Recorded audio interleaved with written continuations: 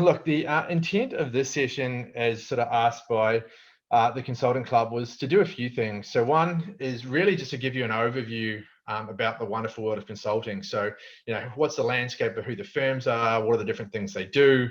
What does a consultant actually do? And this is probably one of the biggest ones, because that's the sort of mystique. What actually happens behind the wall? What does a consultant actually in the job do day to day or over the course of a year? And then what's a little bit of an overview of the hiring process. And that'll flow quite nicely into the club sort of talking about what they're going to do over the next while to help you land a consulting job, should you wish to go down that path. But as I said, big one is to answer as many questions as possible. So a little bit about myself. So I originally was a mechanical engineer. I worked for Shell for a long time, both in Australia and then in Ireland. And I came back and did a full-time MBA at MBS in 2015 to 2016.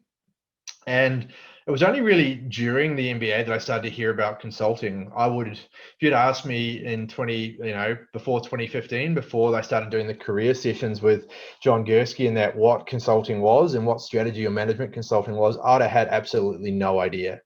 So it was only at that point I started to hear about this wonderful world. And for a few reasons it appealed to me. It appealed to me, one, because I didn't really know what I wanted to do. And so it was a way to defer that decision for a few years longer. Equally, I heard that it was a great way to continue that learning curve, and I'd really enjoyed the development and the learning during my MBA. And so to continue that was a really exciting opportunity. And also that it was hard to get into. And I guess there's a competitive streak in me that sort of appealed to, in terms of it being difficult, particularly with the sort of the top tier strategy firms and the second tier strategy firms.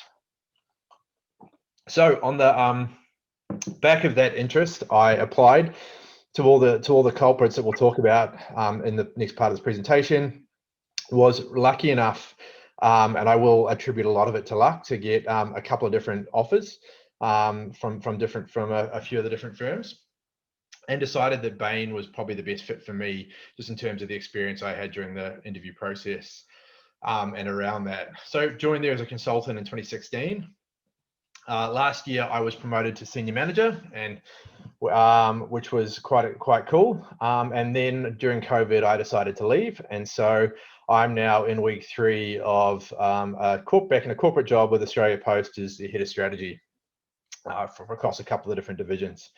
So that's been a real exciting change for me. And if it comes up in the questions, I'm happy to talk about why that change seemed like a good for me at this point in my life.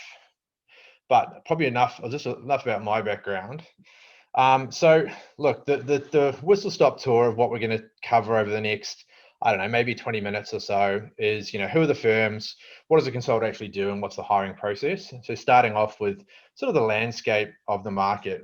And most of you probably on this call probably have some idea of the different firms that are out there. And the language you'll see down the left is generally how in the industry it's referred to. So there's MBB, which are the tier 1 players.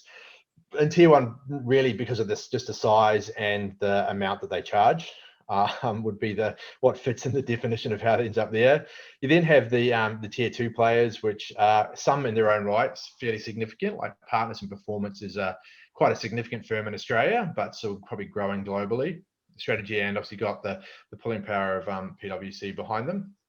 And it's sort of seen that these days they've become a little bit more specialized. So generally the tier 2 players have a slight angle on what they're doing. So they're not trying to do everything like the tier 1 team people are, McKinsey, BCG and Bain, but they're probably a little bit more focused. So AT Kearney's got a very procurement strength in a few other areas. Partners in Performance is all about low overhead, so we can do operational improvement stuff the same as an MBB firm, but for a lot less cost. Strategy and sort of says, well, we're a strategy player and trying to leverage a lot of the connections that the accounting and the audit side of PwC has. And LEK does a lot of due diligence around sort of as a core part of the work that they do. Then sort of, you've obviously got the big 4, which you all know about, and all of them to some extent do, well, obviously also consultants, but do management or strategy consulting in some form, but with their own sort of flavor on it. And then there's just a plethora of smaller boutique firms that sit in the middle somewhere, and they do everything from very specialized into HR, or just, you know, small startups with a few consultants from the other firms who decided that they wanted to take their relationships and have their own firm. There's you know, a lot of work in supply chain, so you can find a lot of niches where a lot of the boutique firms are operating right across the market. But you know, the one that often gets asked is, you know, what do the management consulting firms actually help do? And they really help businesses address their most important questions. So the biggest problems and questions that firms have is what the management consulting firms will get involved in. And so some examples of that, you know, how are we positioned to win with mobile first customers? Should our PE client buy this health company, whatever it might be? How do we, you know, is it more of a government type one, or that sector? How do we maximize impact and cost completion rates? Or, you know, how do we grow our business? Growth is a really often asked one. Richard, in terms of where now, I'd say they'd be a bit more of a boutique firm. So they get into a lot of the, I think, the cultural stuff and the engagement side of with the staff, from memory, from the little bit I've had a look at them, but I don't know their business model too well. So what companies do the consulting firms work for? Well, the short answer is, and particularly in MBB, it's just have a look at the ASX 200 plus government, and that's the broad representation of what they do.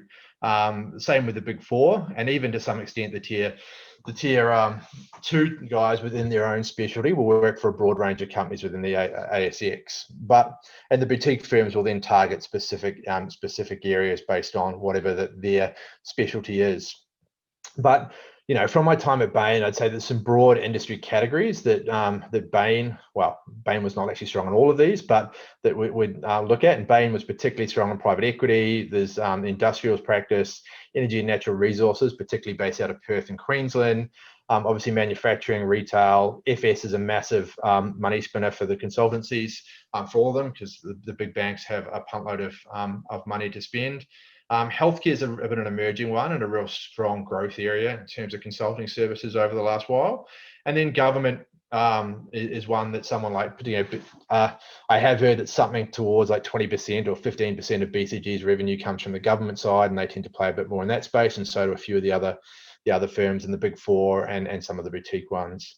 Also, they can work with professional services.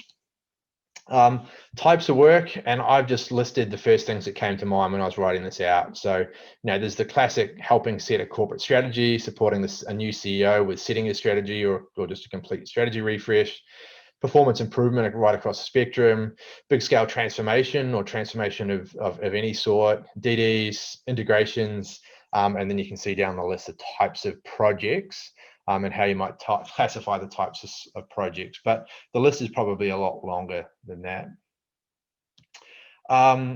So why do businesses pay for consultants is probably a good one, because, you know, a McKinsey or a Bain are not cheap for them to bring in, and so they've got to have good reasons of why they think they get value out of that. And I thought I'd sort of say that, particularly at that tier 1 and 2 level, you're dealing with very ambiguous problems.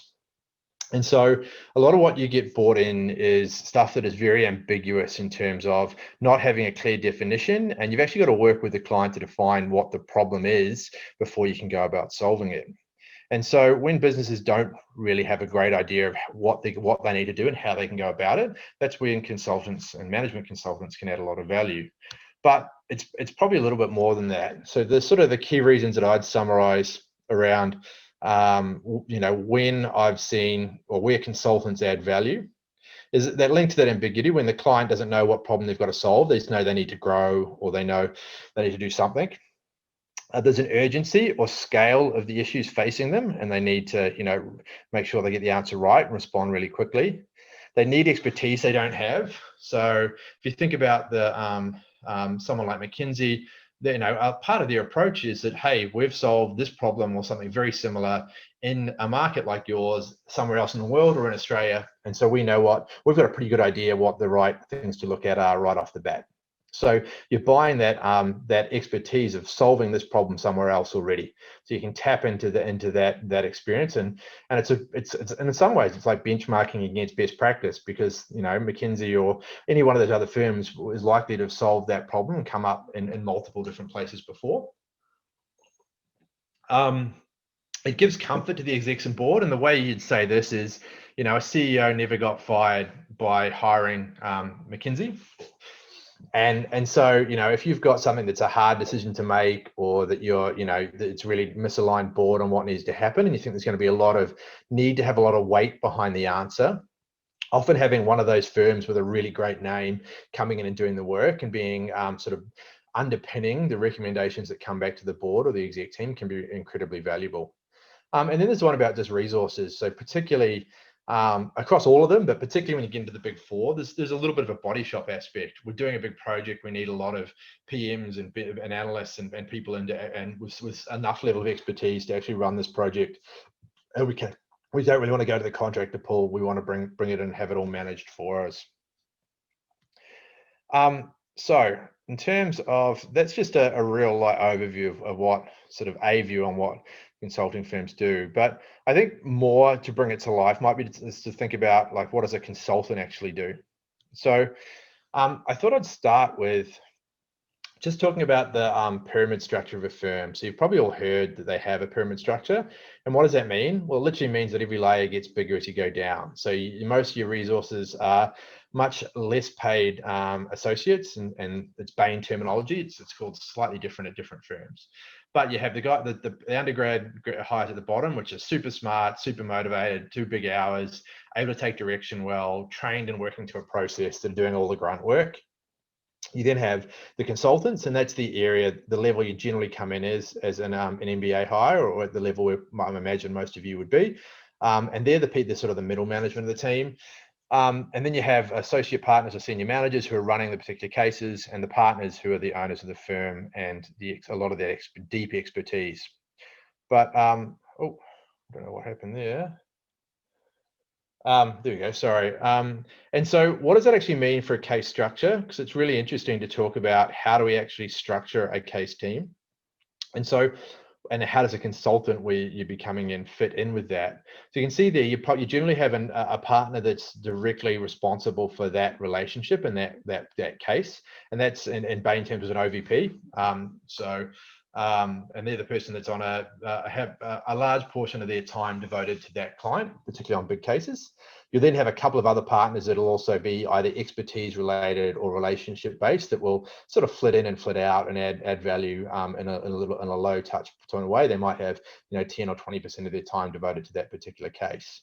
You then have the associate partner or a senior manager, the level I left at, who is actually running the case. So they're the only one that's full-time on the ground with that case on a day-to-day basis. And from that level and below, generally you're only ever assigned to one case. And I'm talking very much about Bain, but it's reflective of probably the other tier 1s and tier 2 companies at least. And so yeah, I think that's fair. And so my job as a senior manager was actually to run the day-to-day relationships, to manage the team, coordinate that everything happened within there. And then if you go to the next layer down, this is when you actually start to get to the problem owners. So with any problem or case you're trying to solve, you'll have different streams of work or different specific aspects of the problem to answer. And what you'll generally do is put a consultant, or sometimes a senior associate consultant, in charge of each one of those parts of the stream. And then you, as a senior manager, you then oversee the work. And so an example here I've shown is like a consultant has one AC reporting to them and might be doing the smaller stream. And then you have another slightly more senior consultant who's then got a couple of more junior people reporting to them that actually own a bigger part of the problem. And they're doing the day-to-day stuff, like getting the data, how we set the model up, what's the slides we're putting together in terms of presenting what we're finding back, managing the working level relationships with the client, and doing all those bits and pieces of work. So, and here's another way to think about it. And this is sort of a less of a day-to-day view, but at a high level, what is it that we consultants actually do? So, in Bain, we thought about it very strongly from a 3 pronged approach. So all your development plans, all your performance reviews are always broken up against these three things. The biggest part of what you do is you're there to solve clients' problems. So as a consultant, you own a piece of the problem and you drive the process and the thinking and everything required to actually solve that, with the leverage given to you by some more junior people generally, but not always. You then not only have to solve the problem, but ensure we communicate it effectively. So you're also on the hook to put, for you and the people you're working for you to put together the materials to support and communicate that answer and then present that back often as well. And you also got a job about ensuring that that information is shared across the team. You're not just working in silos.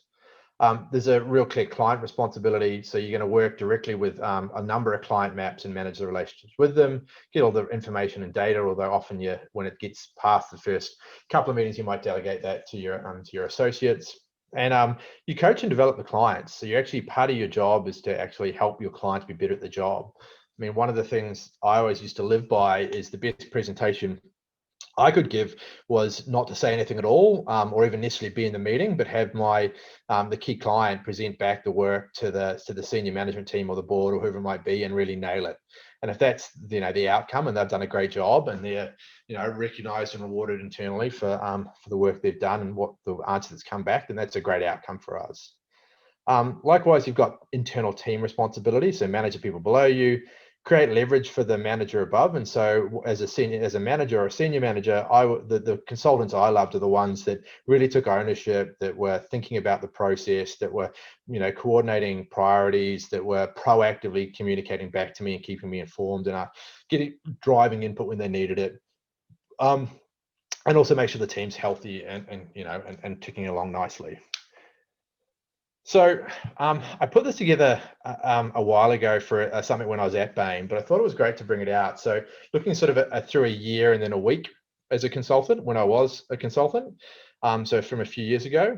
So if I look across here, the first is the different cases. So in this particular year, I know I did a couple of months, so 3 months in New Zealand on a telco case, and it was doing work in customer episode design. So we were helping the client run sort of 10-day, 2-week workshops where they were looking at the process for installing NBN equivalent in New Zealand and why that was not running as well as it could and how they could improve it. So we broke it up into different parts and ran these really intense workshops to actually work out how it could be done better, and then put plans in place to go about and get that.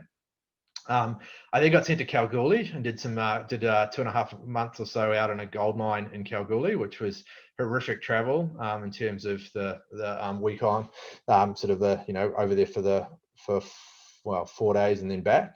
And that was all about performance improvement. So it was doing a refresh of a program, but helping them identify improvement areas across the operational and maintenance side of the business, or that's the stream I ran at least, but it was a broader project. I then did a really big case with an insurance company. So helping them plan and implement the integration of a big acquisition, so nearly double the size of their company. And then I had a bit of time off as carers leave, so when my first son was born. That sort of case experience, that's when you learn the most, and that's the core of what you do, but it's supplemented by formal training. Like all the firms do a lot of formal training. So in that particular year, I had an offsite, which is all of the consultants level at Bain got together for a day. I went to dinner the night before, then I had training for a day. What else I did? I think then I had a trip to LA. So I was when I did a global training for a week. We had other sort of class trainings and other bits and pieces in between of the thinner lines. There's office events, so there's a whole lot of different things that happened on the social side. And then there was all the extra things. So, consulting firms are big about the job you do, but big about what you contribute to the firm. Bain particularly, but I understand, I know that all of them are the same, and that's about adding to the fabric of the firm. So we called it extra 10. So I was on the class committee for the consultant level, which organized the offsites and some of those formal trainings. I did a lot of AC recruiting, MBA recruiting at MBS and both AGSM, did a bit of training of the new consultants when they came on, and then did all the raft of other things around ad hoc recruiting and interviewing, buddy roles for people joining, and a whole heap of different coffee chats particularly with MBA students in Melbourne. And then you can break it down to what does a consultant actually do in a week? What does your actually day-to-day role look like in terms of the job you're doing? And so, I've lined it the same way. When it's in the red is around the problem-solving aspect of the job. So if if I look at some of the things I've thrown on here, and this has just been put together to be indicative, but on the start of the week, I might be outlining a blank loop for an important client meeting, so getting the framework together of what we might want to say, so I can get my team working on it. I might then, in the evening, have my team send me the stuff they've done over the day or the day before, and review that and give it back to comments. I might then update some steerco slides or some work for going into senior stakeholders, do some planning for a workshop, collate some client feedback, get that into form, do a prep session for the workshop with the team. Some work around specific work around risk management approach, and then make some last changes to sort of the output of the materials from the workshop in the morning. On top of that, I've then got, there's actually client meetings. So, we had weekly meetings with the clients, check in with different clients, onboarding new clients to the project, various other client meetings, and the particular client workshop. On top of that, I might have internal discussions where I'm actually working with the team. So discussing storylines, doing content sessions, weekly team meetings, a phone call with some US-based part of the team. There'll be some work going on over there. Doing my own professional development chat with my supervisor. Doing some meetings on some extra 10s around here. I've got an MBS recruiting. Catching up with the partners and getting their input on the work we're doing. Getting feedback, discussing the feedback from the client. So right after that client workshop, we might then have a debrief and a planning session with the team about what we need to do to get output ready and where do we go next. Do reviews as a team of the key output materials and do a walkthrough and review them with my manager at the time before they get sent out. And then you have sort of office or team fun type things. So I might be doing a lot of PD chats and coffee chats, various people. Team went out for dinner, say on a Wednesday night. And then I've got office weekend warm up, which is just code for free beers at the office on Friday afternoon, which was before COVID was an enjoyable part of the job. So if that sort of week, and that's an idea of what the week looks like. So look, can you go briefly into the actual hiring process? Because this is probably where I spent most of my time working with the consulting club over the last few years, and sort of have experience from going through it as I was a part of the executive consulting club in 2015 to 2016. Obviously went through the interviews and got a job. I've then been an interviewer for a long time on the other side. And so sort of a lot of experience from both sides. So the first thing I thought I'd talk to you about is this is the Bain approach, but I'm very certain, I know that for the interview stages, it's very, very similar across all the firms. So look, and I'll talk about CV screening because that I can only tell you is particular to Bain, but I'm assuming it's very similar elsewhere. Most firms though do very similar interview processes, which is a couple of case interviews in the first round and then 3 in the second round. And that was, I know it's potentially changed a little bit in the last few years, but that was very much my experience across all the firms. And a big part of what the consulting club would do is working about case interviews, and I'm happy to talk and answer any questions on case interviews, and we'll talk about them in a little bit on the next few slides. But the big one there then is the screening, and what's interesting, I've sort of simplified it here because I don't want to give away all the dirty secrets, but in terms of CV screening, how they go about that, because case interviews are hard. Getting interviews also really can be really hard because they don't actually do a lot of interviews. Bain might have interviewed 8 or so MBS students each year, and then do some more industry hires throughout the year. So maybe it gets up to 15 or 16 over the course of the year, but it's not massive numbers. And so at Bain, loosely speaking, around about 40% of the weighting of a CV screen and the scoring went on academics. And look, this is really about, are you smart? Because particularly MBB firms, they want to hire the brightest and the best. So they want some evidence that you're a top academic performer as a proxy for that you've got a good level of intelligence. So that's the academics, and that can come in any form: undergrad, MBA grades, GMATs if you've done full-time and happen to have done that. And there's also a little bit of weight on the institution. So, someone that went to RMIT and did an MBA is not going to get as much credit as someone that's got good grades from MBS. But then likewise, someone from MBS is probably not going to be seen as quite as good as someone coming in from someone from Harvard or INSEAD. That said, MBS students are not screened against those because it's its own recruiting cycle. So the benefit there is you're not actually directly screened against people from other institutions. So really with an MBS degree, you're doing as well as you need to on the institution side of that. Then there's actually career stuff. And the real secret here is they want to see above average progression. They want to see that when you've worked, you've done well when you've been there, and that's reflected in your career progression and the speed of your career progression and the increase in responsibilities you've got. They then do look at company. So they'll give a little bit more weighting to a company that they know has good development process, has good hiring practices, and is going to have, where they can actually trust that progression actually means something and can mean more. And then there's a catch-all other, 20% against that, all the extracurricular stuff. Are you motivated? Are you passionate? Do you do things outside of that you don't have to do, that makes you an interesting person, makes you well-rounded, add value to the firm outside of that core work? And what makes you that little bit special? And people do all sorts of things, and there's no particular thing that scores better than others. It's just the seeing about the what it is. Is it a little bit impressive in terms of what you've done? So what are they looking for? And this is against those in the process, and this is against those 3 categories I showed you before. So in a problem-solving side, they're looking for someone that's structured and logical. They're looking for sound business judgment, that you're not, making recommendations that make absolutely no sense in a real world, because our clients need to actually be able to implement these. We want people that are analytic and want to be able to pull a problem apart and think about the numbers that sit behind it. And that we want people that are a little bit creative. We don't, that have got their own thoughts and opinions and views, and are able to think about things in a creative way. And they want people, dedication to achieving results, people that are actually got a drive to improve things and make things better.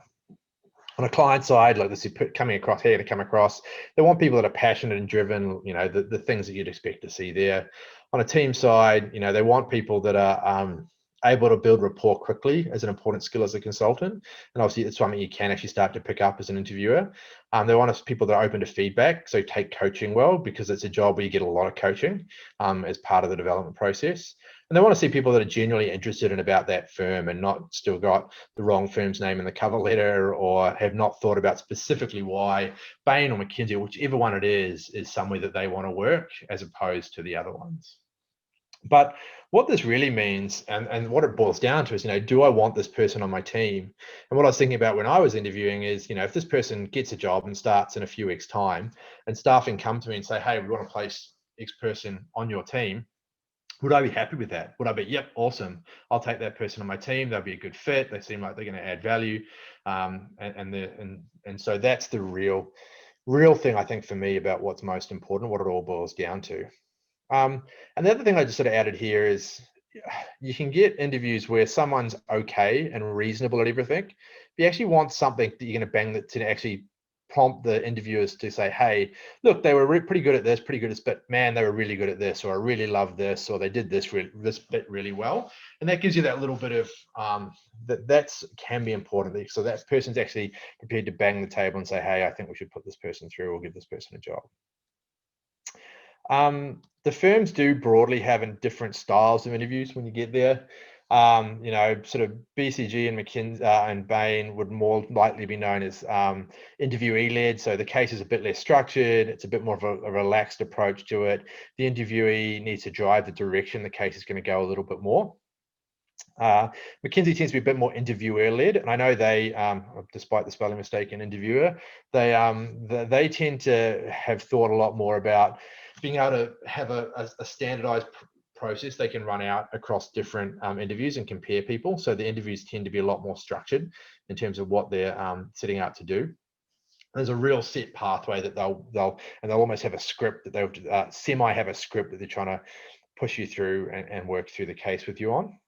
And then there's just other, there's written cases, there's online profiling or testing, there's group cases, there's panel interviews, there's all sorts of, everyone has all sorts of other weird and wonderful fit tests, fireside chats, HR interviews, and the firms also tend to just throw random things in and be changing their thinking at different times. But I say my experience at 95% of it was just a standard case interview. And, case interviews broadly follow a similar process. And And what is that? Well, I mean, I sort of talked about this important stuff to get the interview, but the broad structure of a case interview, that 45 minutes, is a bit of a chit chat, and an introduction. You could ask an open-ended question, tell me about yourself, or I'd often have said, I've read your CV, look, give me the story behind it. You might get some behavioral stuff or a bit of probing about why Bain, or why you want to work for this company, why do you want to leave your current job, or those sorts of things. Or someone might go a bit more behavioral, tell me about a situation when. Then there's a case, which will be about half an hour of the interview, so a big part of it, and there'll be a few minutes at the end for your questions. The case itself broadly has a structure to it, even in the ones that are a little bit more loose. So there'll be a setup. You'll get given a problem. You'll outline your approach, how you'd want to approach that problem. You'll then have some exhibits or some information to be able to work through. Part of that, you'll have to do some maths, and at the end, you'll bump into the CEO in the corridor and get asked to summarize where the problem solving or where the case team's at. Definitely exceptions, but this is the broad process. And one of the things that the Consulting Club does is, and I've run a lot of times for the Consulting Club, is actually a boot camp in how introduction to case interviews, and you get into this a bit more detail in terms of how that actually plays out. Some skills that are important for interviews. So, and this is some work we've done over the years with outlining the things that I think you need to learn to get good at case when you break it down to its skill components. And there's everything there from, how to, showing good business judgment and be able to think like a CEO, how to drive the case, how to set up a structure, how to clear a slide, tips and tricks for the maths, market sizing questions, and in-case brainstorming. But there's a sort of spread of the types of skills that are important to do, that I think are important to do well in a case interview. And obviously, conclusion synthesis. And look, the Consulting Club have got a program and a structure behind learning about consulting and getting ready for interviews, if that's the way you want to go. And I think, Joel or Sam, that's a throw to you. Hey everyone, so thanks Kieran again. So like Kieran mentioned, as the Consulting Club, we're really, keen to help you develop and provide the resources for you to, help develop those skills that are required to succeed in the consulting interview. And, broadly speaking, there's two main things that we provide. The first one is resources. So we provide things such as, case books like Case in Point, Crack the Case, which are kind of written by consultants that have gone through the process, and they're sharing some of their kind of insights. On top of that, we've got a lot of other business schools case books, which provide a lot of, I guess, different cases for us to practice on. We also host a number of events, and hopefully you'll see, we try and host an event maybe one every 2 or 3 weeks. And at a high level, they're around 4 main things. The first is the most important, which is the case curriculum, which Kieran just mentioned. And at the start, we'll talk a lot about the skills-based learning. How do we kind of crack the case, thinking about decision trees and various frameworks. And then we'll go a bit deep into the case practices. So looking at whether they're, acquisition cases, growth cases, private equity type cases. So helping you kind of practice those types of things. Next, we've got some industry panels, fit and resume development, and networking. And I think those 3 type events will be coming up in that November, December time. To give everyone an indication on the timing and what sort of commitment, I mean, it's not really like just because you're part of the club doesn't mean you have to attend every event.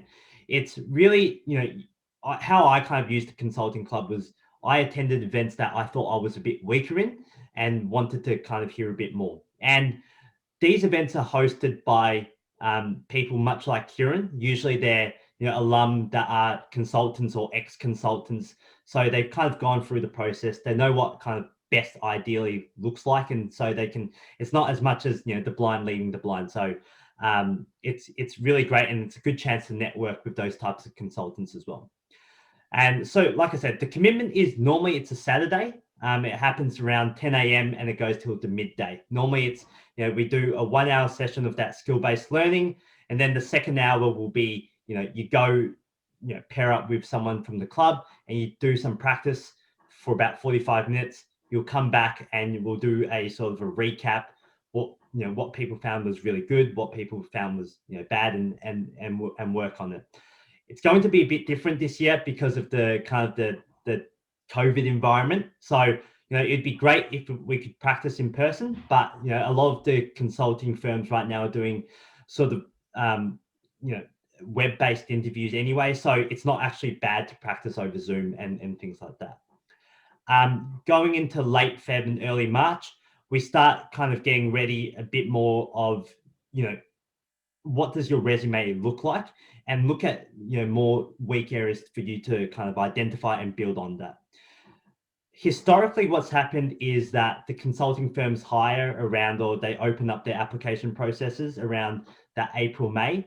And so that's also when the consulting club starts winding down, and we start, practicing a bit more about around those case interviews and things like that, to really kind of finesse any kind of weaker areas and things like that. So I think that's all I really had to say, and I'm keen to open up for questions, and if there's anything else you wanted to direct to me or to Kieran, we're happy to take on any questions.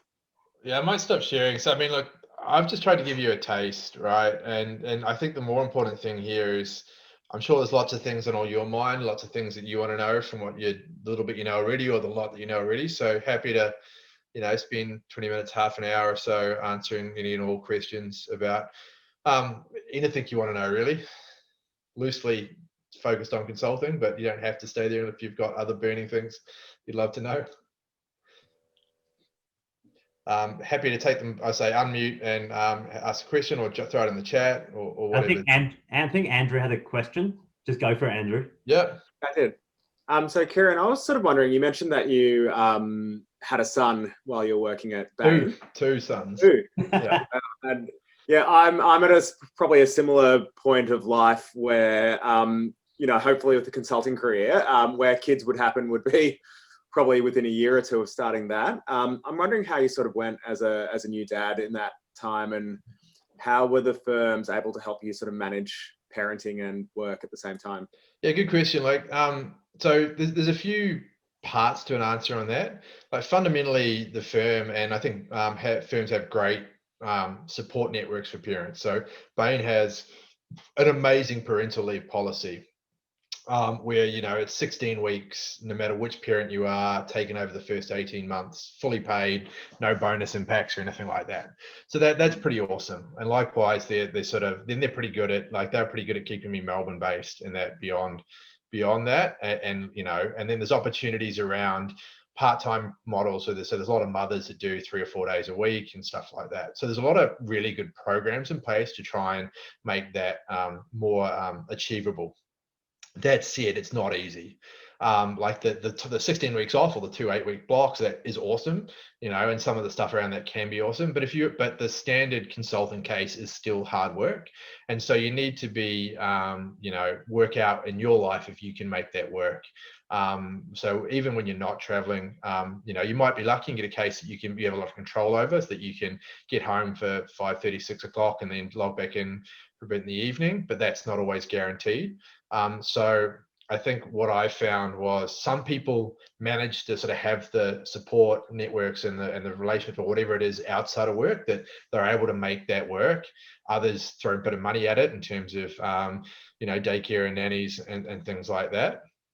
But admittedly, it is the reason that a lot of people leave. It's that particularly when I found I got to 2 kids, that became, it became too much of a sacrifices I didn't want to make in terms of making that work. Although I'd be the first to say that I've had a punt load of parental leave at Bain, and they've been awesome at keeping me Melbourne based, and they did a lot of really great things. But in the end, particularly with 2 kids, it got too hard for me to manage. Thank you. That's a really good answer. Cool. Do you want to just call people out, Sam? Yeah, I think Shashank had a question around how do consulting firms value prior domain tech experience. Does that help the prospects or go against it? Yeah, it does help a little bit, but it's not essential. The consulting firms want diversity. They want people with diverse backgrounds and different experiences. That's really important. That said, they also know that certain backgrounds tend to be more successful, and that's people that can think a bit, think logically, think in a structured way, and apply that sort of plug better into that consulting factory and process for how things get done. So I think to answer your question, you won't get specific credit like, hey, this person's got X expertise if you're going to be a generalist consultant. If you're going to get into McKinsey Digital or digital marketing at Bain or one of the special AAG or one of the specialist roles, you probably need that. It's probably the opposite. You absolutely need it. But in the generalist consulting roles, it probably doesn't help and doesn't count against. I think it's more that they're looking, the recruiting team might have a little bit more generosity towards a few backgrounds that they know sort of play well when they're doing CV screening. Is all I think it plays out. Cool. Thanks, Kieran.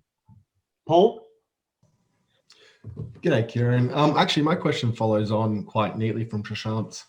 I'm sure many people on this Zoom, much like myself, has probably done a cheeky LinkedIn stalk of some of the people who have found themselves in some of these McKinsey and Bain jobs in the last sort of 6 to 12 months. There seems to be some characteristics and a more conventional pathway for some of these people from previous jobs into the ones that they find themselves in now. For those of us who aren't probably from those conventional backgrounds, what are some of the things that we could do in terms of positioning over the next, let's say, 12 to 18 months, which would prepare us to kind of make up that shortfall? It's a good question. I think there's a couple of parts of the answer.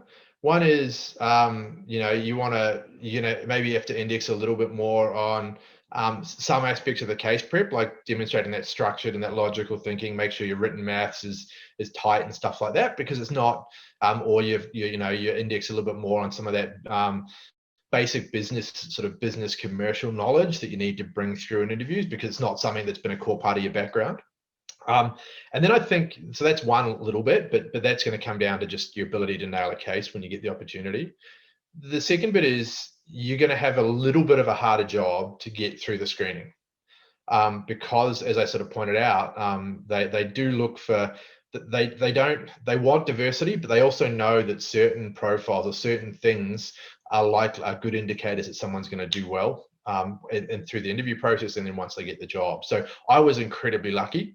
As in, engineering background, blue chip company like Shell, with had a pretty good career progression, and so aspects of that which played really well from a CV point of view. And it meant that I got interviews at pretty much every firm, but there's not much I could control that. It was good for me and a benefit, but not much I could do to control that. So the way around that is then it's about the networking. To be honest, it's about, so is one part, and maybe then the demonstrated grades or other things that you're doing. So you probably want to do two things. One is, talk to a number of different people and get someone that's interested in you from the firms that you're interested in, and them saying, hey, I've met this guy Paul, bit of a different background, but shit, he's awesome. He seems awesome. We should interview them. If you've got a partner saying that, or someone, a senior manager or something, get pumping you up a bit and putting your name forward, you're highly likely to get, much more likely to get an interview.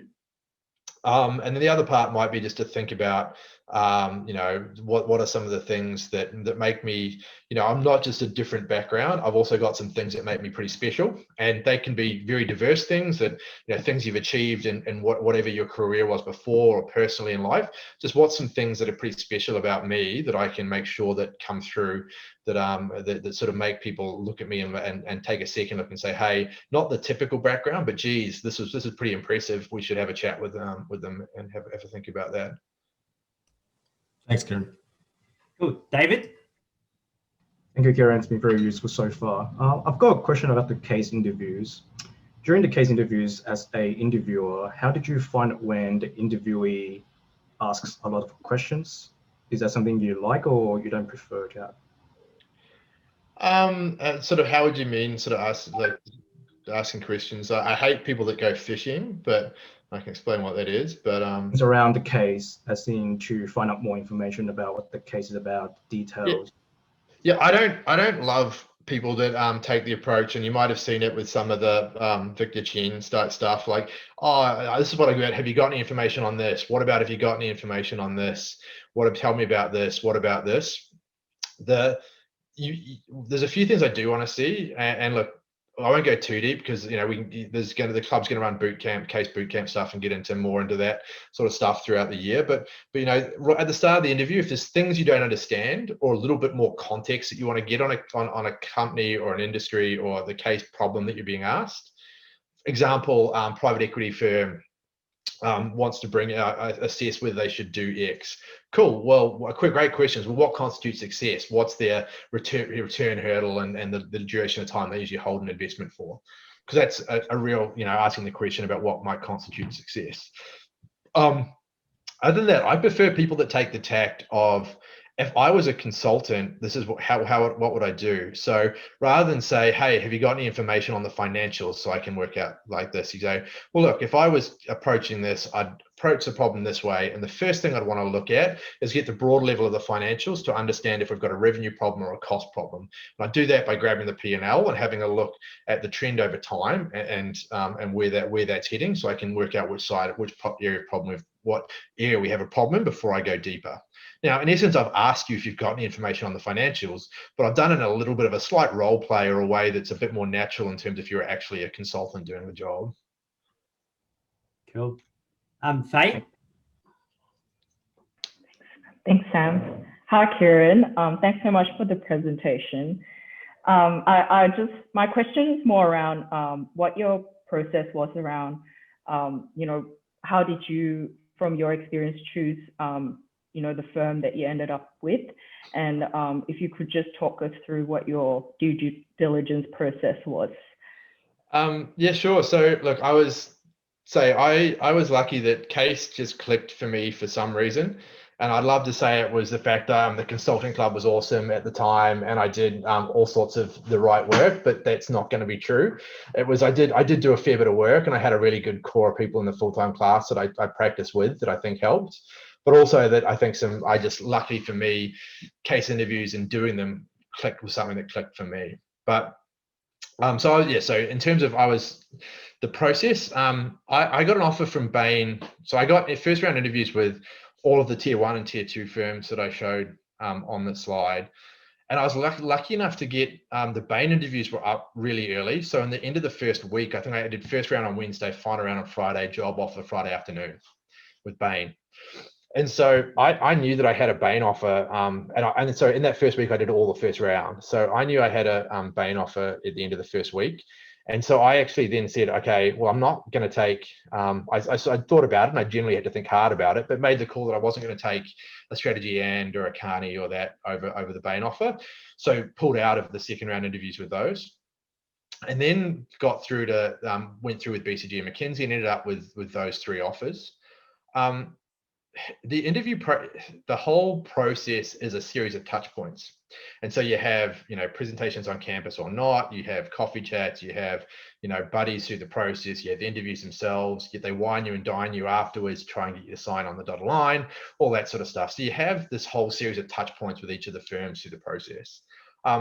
And I struggled. I tried to put a process in place and do like a decision matrix around, brand and career prospects and rank the 3 offers against each.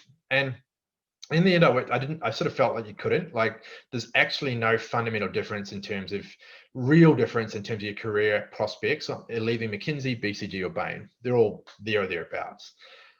Likewise, unless you wanted to do particularly do private equity, in which case Bain, or you wanted to do government, in which case BCG, or you wanted to do implementation, in which case McKinsey, although everyone does it to some extent now. There's no real sort of content of work reasons to make a choice for me either. And so I sort of thought, well, actually, which firms felt like it's a place I want to work the most, which has clicked with me the most through the process, and where do I feel like I'll perform the best because I enjoy hanging out with the people and the way they, and all of that and the experience. And it sort of felt that Bain had been pretty good the whole way through, and both BCG and McKinsey had just moments where I've gone, this doesn't quite feel right for me.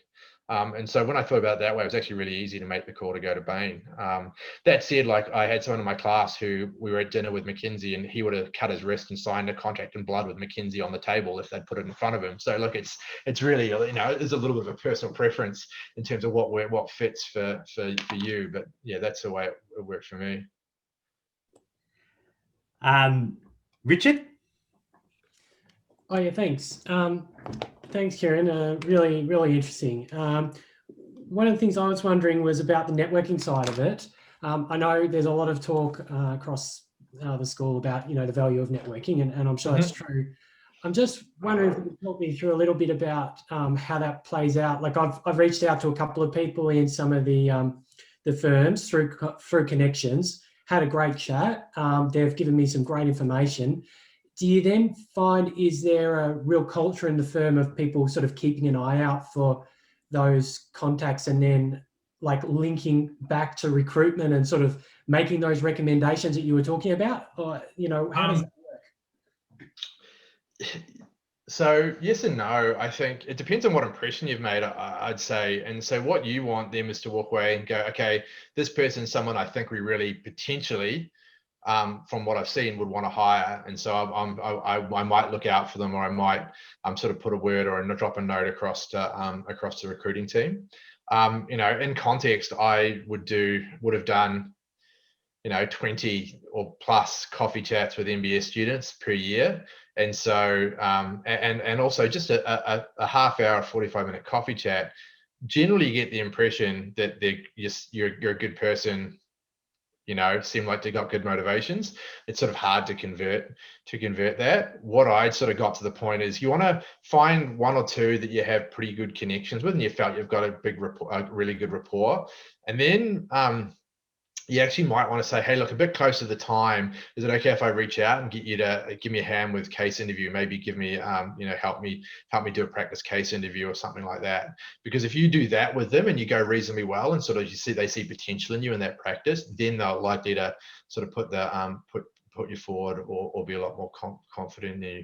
That said, at Bain, myself and Ian Zealand and Laura McGrath and that, we'd always keep an eye out for, and if we run into people with coffee chats or otherwise at MBS that we thought were impressive, then we'd always let recruiting know or keep our own note out, so when it got to screening that we could have sort of input that into the mix of the conversation.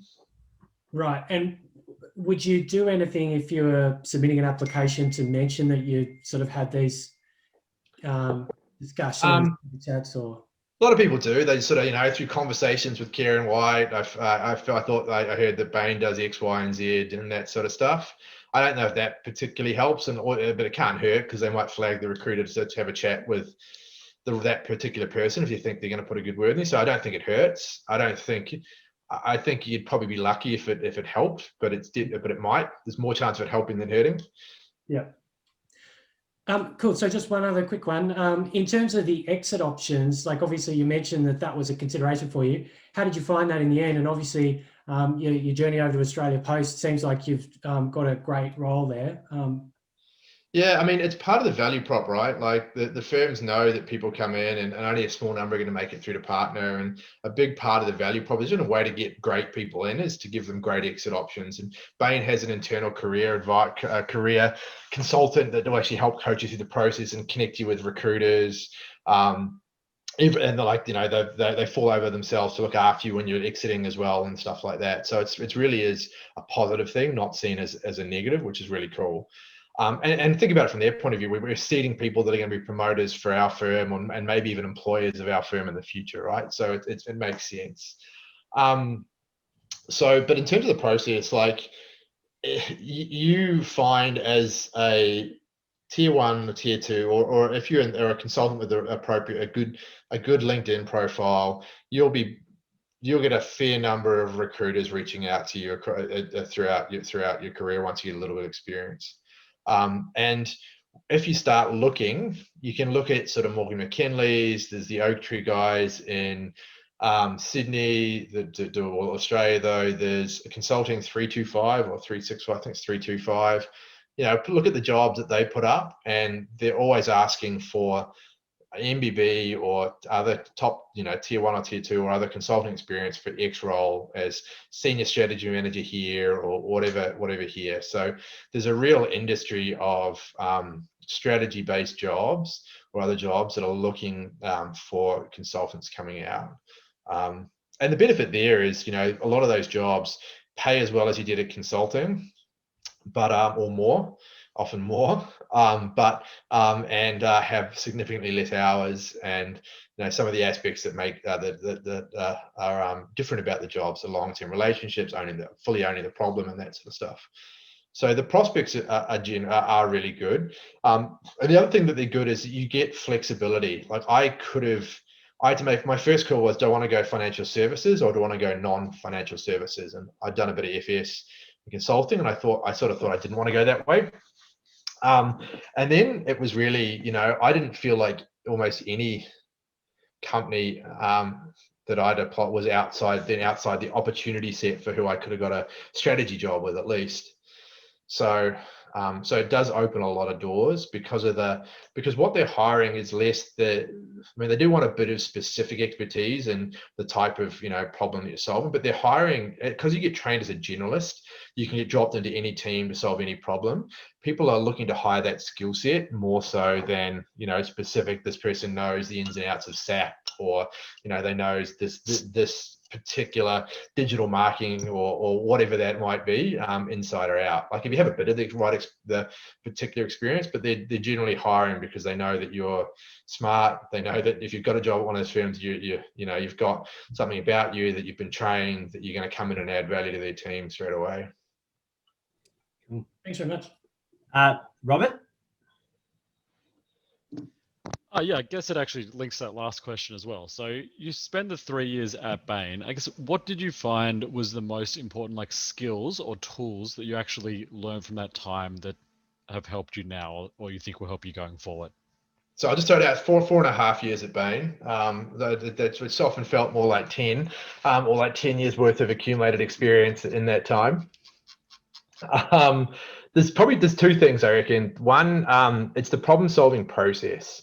So, there's you'll have heard a lot about hypothesis thinking and hypothesis-based problem-solving approach. And when you're sitting on the outside, it's like, oh, yeah, sure, everyone talks about that. But it's actually, the reason that the MBB and other firms go in and charge an absolute punt load of money for what they do is because they add value. And there's two reasons that they add value, and the two things that I think are that I've taken the most out of my time at Bain. One is that how to pull apart an ambiguous problem and how to go about and solve it super effectively, like quick, using that at Bain answer first approach, but a hypothesis-driven approach to solve it. And that's massively valuable. It takes a whole rewire of how you think. Unless you've been before, you will literally have to be rewired about how you think and solve a problem, but it's massively valuable.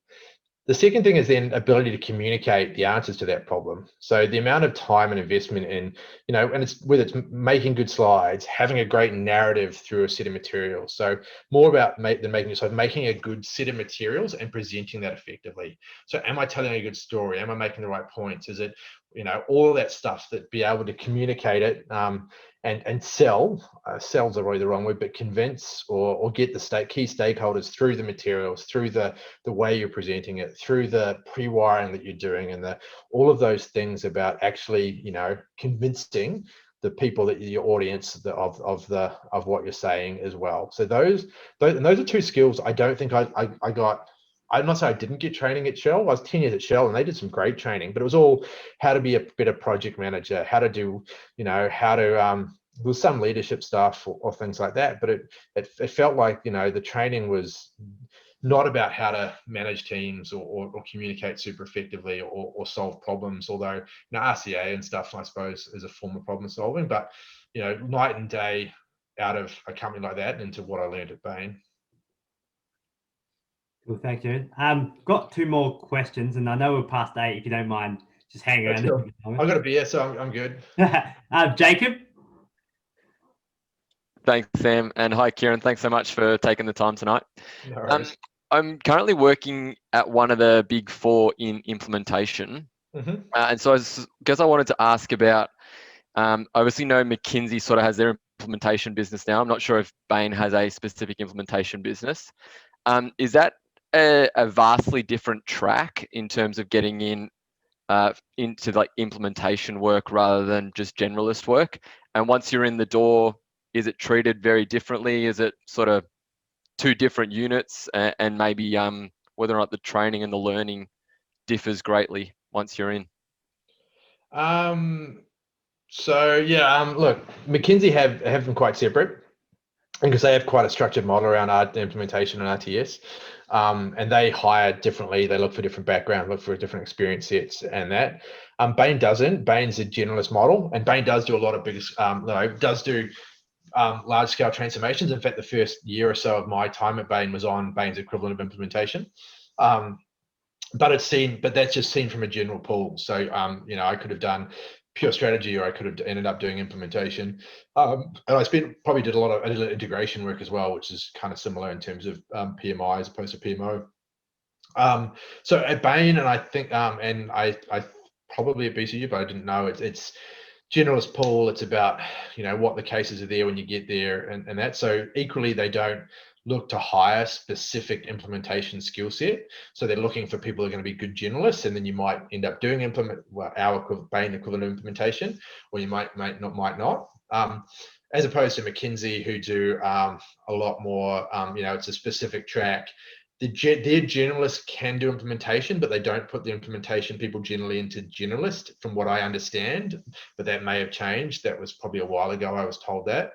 Someone like Partners in Performance is probably closer to implementation in terms of an operational improvement and on the ground that. So it'd be not quite the same, but more towards that in terms of the type of work that they do.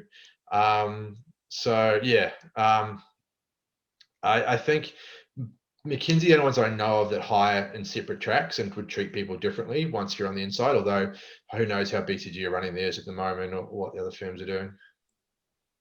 Okay, that's really helpful. Thank you. Andrew? Thanks for taking a second question, Kieran. This is a bit of a nuts and bolts question about the screening process. And I'm annoyed at myself for asking this, but in terms of grades, like what, Bain, for instance, what would you actually consider to be adequate or, exceptional or exciting grades for MBS students? Above 80, we wouldn't look twice. High 70s, 78, 79, we'd sort of go, look, it's a really great, everything else is really great, that's fine. 75, you're middle of the class. You'd have to be absolutely exceptional outside of that at Bain when we looked at it, absolutely. And it probably networked and made a great impression as well, and had a good story about why your grades weren't maybe as good as they could be. Yeah, thanks. Yeah, I think I'm probably not the only one finding there's a brute force element to getting good grades during a pandemic. Yeah, look, that's what I sort of said. Like, we always sort of got it that, there's always stories and things like that, and someone that's a single parent that's had a busy job and put themselves through an MBA, that's what I said. If you're a 75 but you got a story like that and it's super impressive and there's reasons then there's something to go with it. But there is a level where we are looking for the horsepower in terms of smarts, and so there needs to be some indication that that's there. Yeah, thanks. That's a really useful context for me. Thank you. Enos, hopefully I pronounced your name correctly. Yeah, all good. Thank you. Question for me is, in the screening process again, any differentials between a part-time MBA and a full-time MBA? No, not that not that we ever made. The only difference it made is that we were often closer to the full-time. We often had a full-time MBA CV book. We'd often probably interact with them a bit more as a recruiting sort of consultants at Bain, but no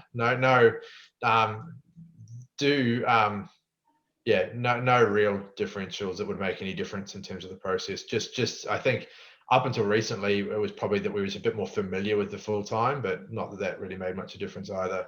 And let's be fair, there's going to be there's like 3 people in the full-time at MBS going forward, right? Because of what's happened with the pandemic, although there's the hangover, Joel, there's the hangover that people can't stay on, do the Master of Marketing, right? But the new full-time class is tiny or non-existent. I think Oz had a quick question in chat. It's just, what is the background they usually hire? And I think you've touched on a bit of the diverse background that, they don't really focus on a particular one. Yeah, as I said, the ones that they you do see a lot of engineers and lawyers. at the consulting firm. And by a lot, it might be 40%, so there's still a big range of it. Like I had a manager who was an ex-professional swimmer. There's people out of all sorts of backgrounds in there. But if you did a stacked bar chart of backgrounds, engineering and then would be one, lawyer would be number two, but then that would only be less than half of the people that are in there, I would have thought. Cool. Well, I mean, we haven't got any more questions, and we've had some great questions tonight. So really appreciate everyone asking anything. But we might close this off. And Kieran, thanks for your support again with the consulting club, and we really appreciate it. You taking an hour out of your night to talk through your experience and provide us some insight. So. Yeah, not a problem. And look, I say I'm surprised there wasn't any harder questions around leaving consulting and stuff like that. Given I was sort of half what I was expecting, given I'm now on the outside. But I think on that I wouldn't say it bad. Like what I've had to explain a lot through the interview process about why I left Bain. I think what I landed on was consulting is an amazing and horrible thing at the same time. And it's almost like a scale. And for 4.5 years, the awesome outweighed the horrible.